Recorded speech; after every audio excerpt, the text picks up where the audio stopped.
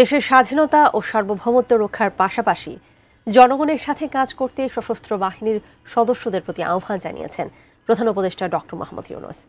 সশস্ত্র বাহিনী দিবস 2025 উপলক্ষে সেনা, নৌ ও বিমান বাহিনীর সকল সদস্যদের শুভেচ্ছা ও অভিনন্দন জানিয়ে এই আহ্বান জানান তিনি।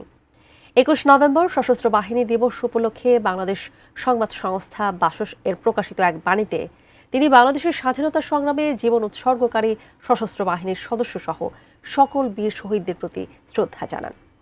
প্রধান উপদেষ্টা বলেন, মহান মুক্তিযুদ্ধে সশস্ত্র বাহিনীর সদস্যরাই প্রথম প্রতিরোধ যুদ্ধে এগিয়ে আসেন এবং দীর্ঘ লড়াইয়ের নেতৃত্ব দেন।